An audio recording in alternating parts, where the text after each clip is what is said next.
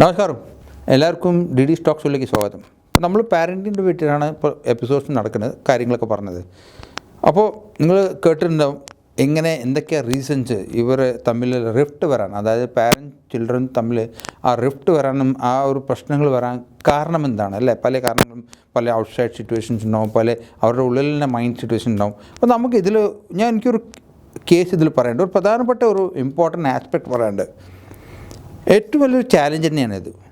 നമ്മൾ പാരൻസും ചിൽഡ്രനും പ്രത്യേകിച്ച് രണ്ടുപേരും കമ്പാരിസണിൽ നടക്കും. വേറെ ഫാമിലിയായിട്ട് കമ്പയർ ചെയ്യുക, വേറെ കുട്ടികളായിട്ട് ഇപ്പോൾ പാരൻസ് സംബന്ധിച്ച് അവർ പറയും, ആ വീട്ടിൻ്റെ കുട്ടി നന്നായി പഠിക്കുന്നുണ്ടോ, നീ എന്താ പഠിക്കാത്തത്, അവിടെ നന്നായി ഇത് വരുന്നുണ്ട്, അവിടെ ഒരു കമ്പാരിസനാണ്. അതേമാതിരി കുട്ടികൾ പറയും, അവിടെ അവർക്ക് നല്ല ഫൈനാൻഷ്യൽ, ആ കുട്ടിക്ക് എല്ലാം കിട്ടും, എനിക്കെന്താ കിട്ടാതെ. ഈ ഒരു കമ്പാരിസൺ അവരുടെ മൈൻഡിൽ ഒരു നെഗറ്റീവ് ഫീലിംഗാണ് അവരുടെ തമ്മിൽ അവർക്ക് കൊണ്ടുവരുന്നത്. ഇത് എവിടെയെങ്കിലും ചെന്ന് ഒരു ചെറിയൊരു റിഫ്റ്റ് വരാൻ സാധിക്കുന്നുണ്ട്, ഒരു ടെൻഷൻ വരാൻ സാധിക്കുന്നുണ്ട്. ഇതാണ് നമ്മൾ ബേസിക്കലി റിലേഷൻഷിപ്പിൽ വരുന്ന പ്രശ്നങ്ങൾ.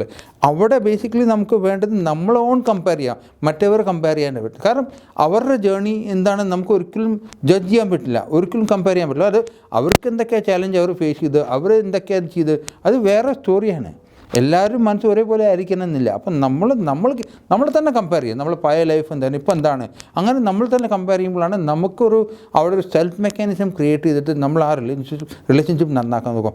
ഇതിനു വേണ്ടി നിങ്ങൾ പഠിച്ച കാര്യങ്ങൾ, നിങ്ങൾ ചിലപ്പോൾ ടെക്നിക്കലി സൗണ്ടായിരിക്കും, ഫൈനാൻഷ്യലി സൗണ്ടായിരിക്കും, പല കാര്യം പഠിച്ചിട്ടുണ്ടാവും. പക്ഷേ അവിടെ നിങ്ങൾ ഇതൊക്കെ അൺലേൺ ചെയ്തിട്ട് പുതിയ കാര്യങ്ങൾ ലേൺ ചെയ്യണം.